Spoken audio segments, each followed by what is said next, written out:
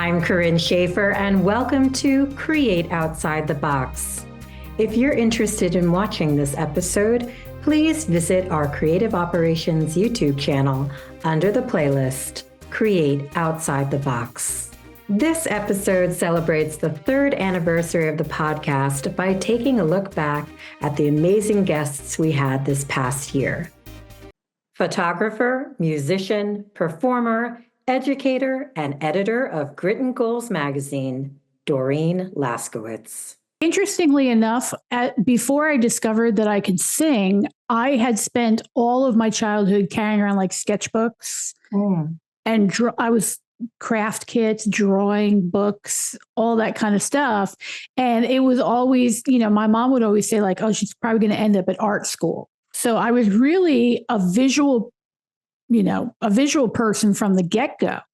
I always like to say that discovering that I could sing and taking piano lessons sort of interrupted my visual arts journey a little bit.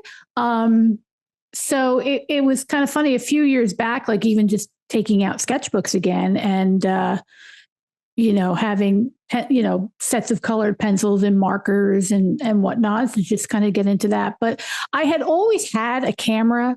In the 80s, a lot of like point and shoots, came out and it was really easy to drop film off and whatnot.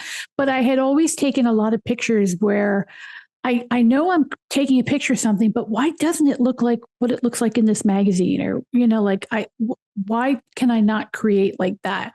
So when I had kids, now, of course, having much more of a reason to take a lot of pictures, I was like, I'm just going to make that leap and I'm going to get that first DSLR. And once I had gotten that, camera where I could actually learn how to manually shoot, I just kind of dove in. I was carrying the camera everywhere. I was just hungry to like learn as much as I could. And then once I started feeling really comfortable shooting manually, I was like, well, what's next? Like, I feel like now I want to learn Photoshop. And I just started learning editing and taking some online classes and participating in online forums, like where you would be able to submit stuff and have professionals like nitpick you apart. Because I think every artist, no matter what your art form, you need critique, and that's, you need critique. I can't even stress that enough. Because there certainly were moments where I thought like, wow, look at how awesome this picture is. And then somebody be like, oh, did you see that like footprint on the floor that you missed? I was like, oh, like I didn't even notice that. So, just kind of going through, again, it was just sort of an organic thing, but I had always been a visual person, drawing, sketchbooks, all that stuff. And then kind of getting towards the end of my teaching career, and having kids, I was like, oh, now I have a reason to really want to learn it. And having that first family friend be like, you know what, can you take our pictures for our holiday card? What, me? Like, okay. So after, a little while of doing that, I was like, wow, maybe I should actually, make this a business. So it just kind of rolled into it, so it wasn't sort of I really have a desire for this. It just kind of like, again, just sort of happenstance, whatever. Yeah, organically. I see a theme that like all of these things kind of organically happen. It's not like you make a choice. You're like, I'm here. I'm talented in this. Oh, not everyone can do this. You want me to join? Okay. Which is kind of great. I think sometimes it works better when it's like a natural thing and not forced. Artist Susan Globus.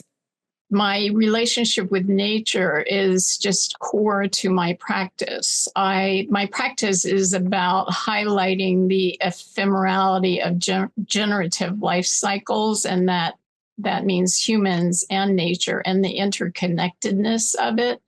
But I also use discarded natural materials in my painting, sculpture, print, video work.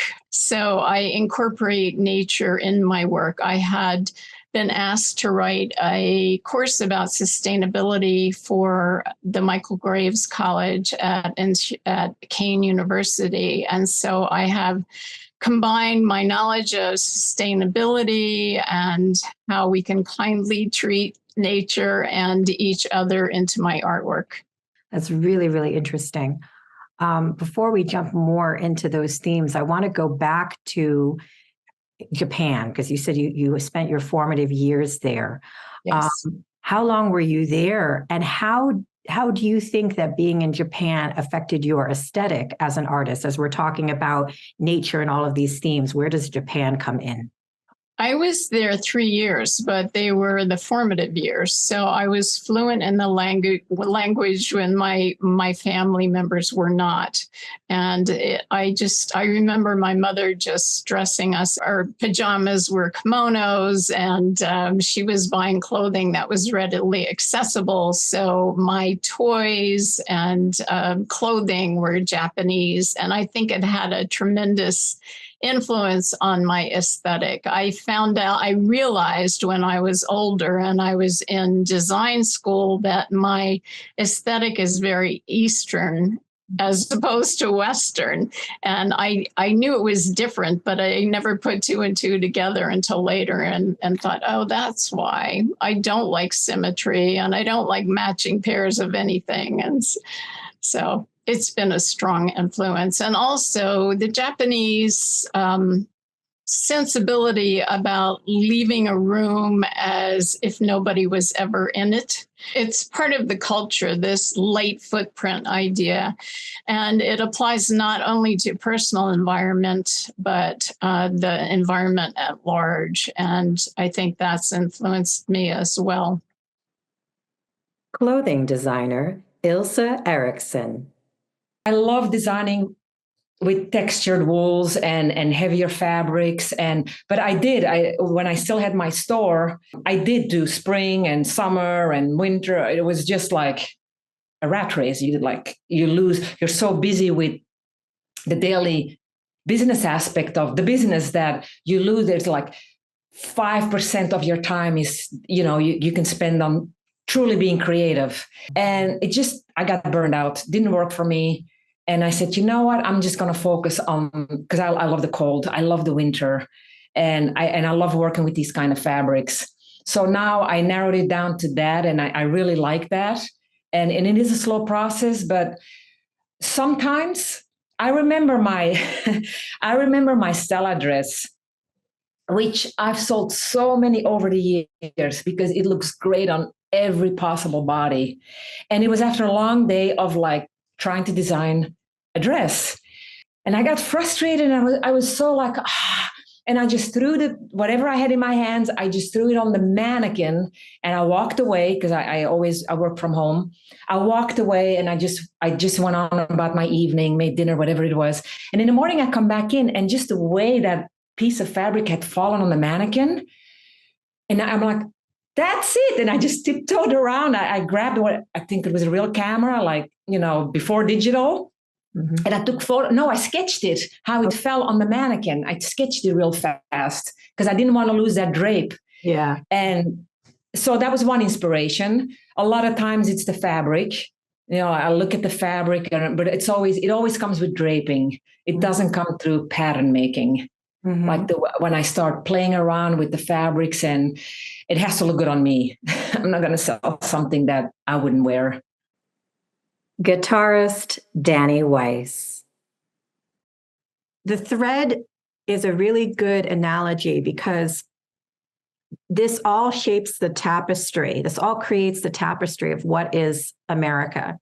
Mm. And all of these different colors and textures and historical points, not all of them are pretty, but it does come together to create a shared experience of what this country's history has been.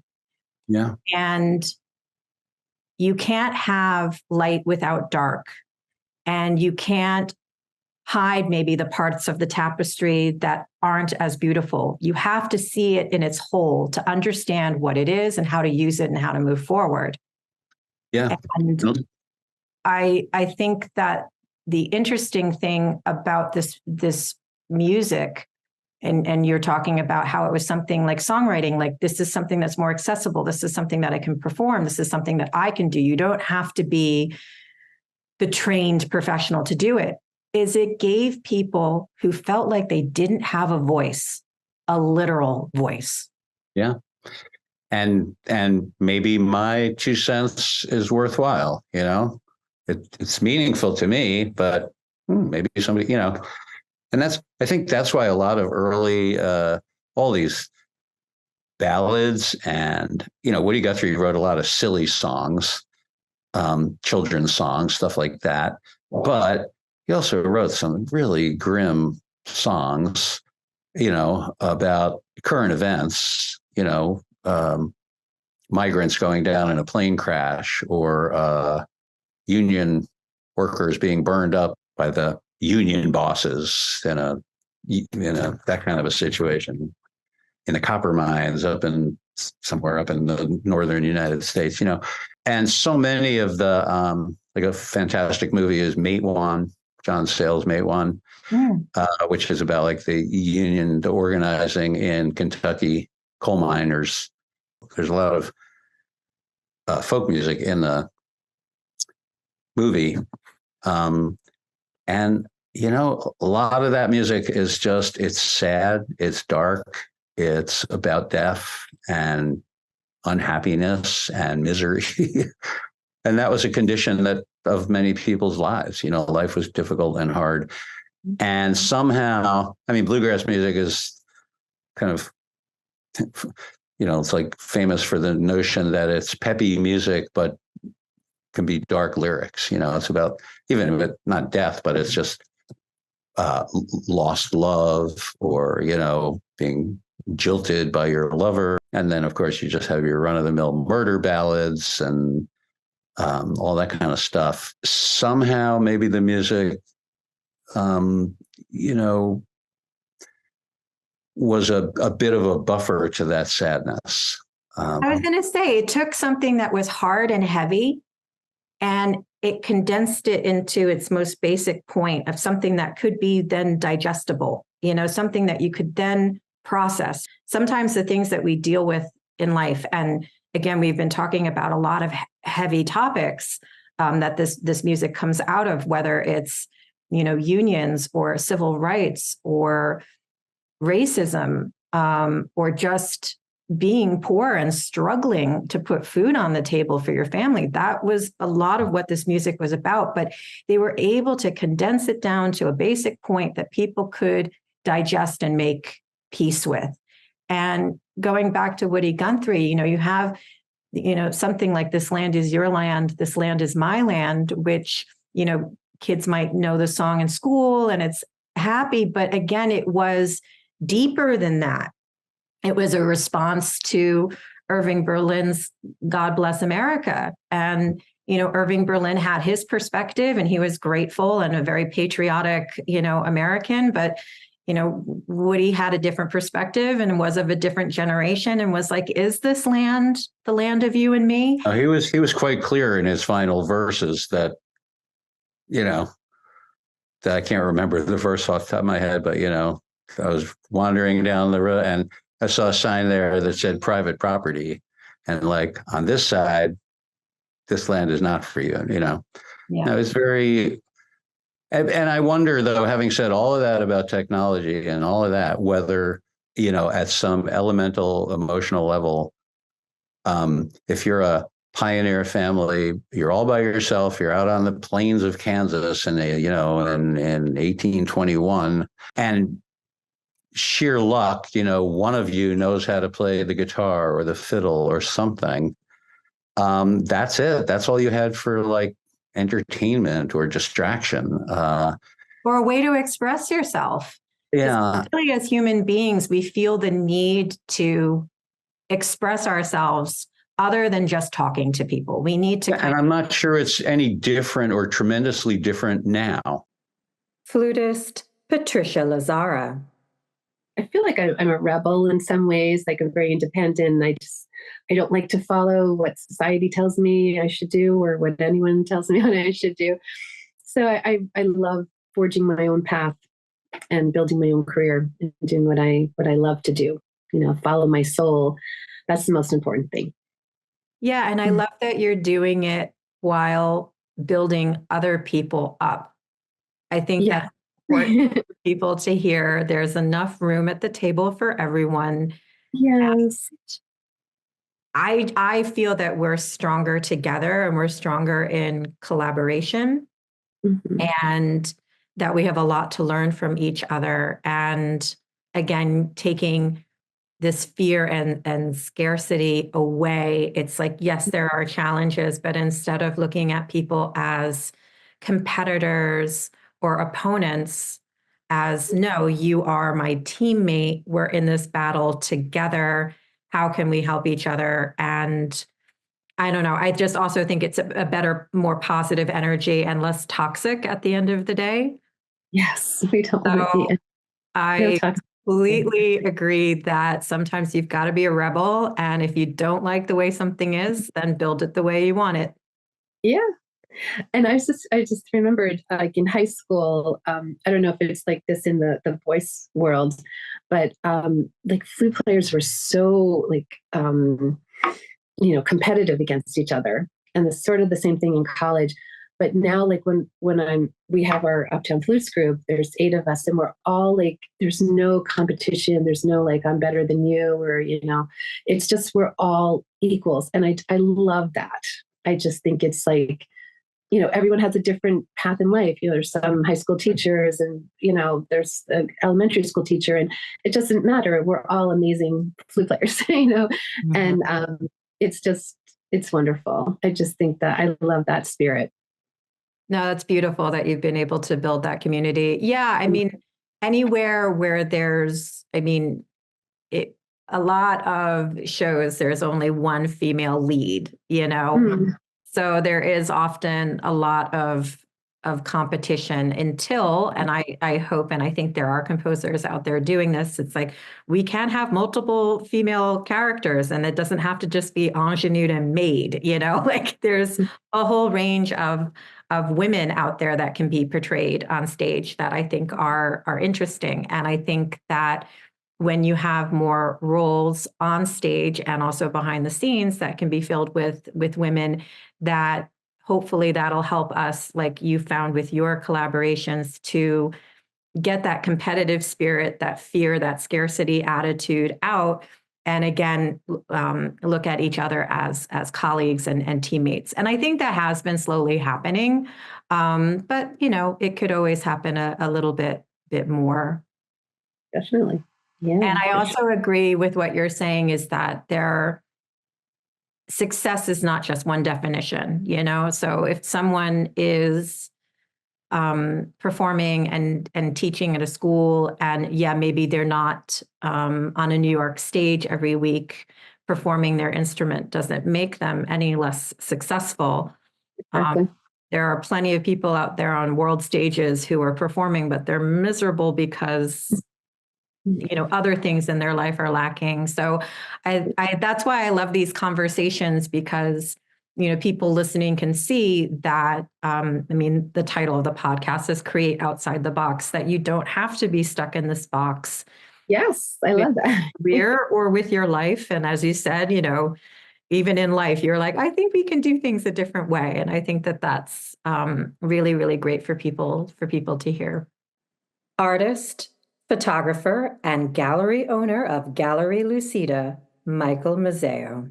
At one point, I stopped and went back 150 years to tintype, wet plate collodion photography, which I started doing around 2000, 2003, which I went up to Rochester and learned it from Mark Osterman, and Mark and Franz Osterman, actually. Mark is he was the process historian at the Eastman House. And it was just the beginning, and nobody was really doing this process except Civil War photographers. And I learned it, actually, I learned the process from a Civil War photographer. I had this guy build me a camera. He gave me a quick lesson in how to mix the chemistry, really like, just do this and this and this, didn't care about it. once I got up to Rochester, Mark Osterman is, the professor. Everything is done by the book and historically accurate. And so I learned a lot more. But I started doing that, and before long, I was doing work with that and teaching it also. And now a lot of people have taken up tintype photography. It's become a lot easier now. Now you can buy the chemicals already mixed. But part of the fascination for me was after doing 20 years of still life and portrait lifestyle photography, and having to be so pure and meticulous with it, that this was something I can go back to and get my hands dirty and make all kinds of mistakes. And, you can't perfect it. It's it's possible, but, you don't care about that. Thank you for your continued support of our podcast, Create Outside the Box. We look forward to bringing you more great episodes in Season 4. Thank you for joining us for this episode of Create Outside the Box. Please subscribe, rate, and share our podcast. You can listen to Create Outside the Box on Spotify, Buzzsprout, Apple Podcasts, and iHeartRadio. Check us out on our Creative Operations YouTube channel, where you can subscribe to watch our interviews. You can find and follow Creative Operations on our Facebook page and on Instagram at @CO_Creative Operations. For more information about Creative Operations, please visit www.creative-operations.org.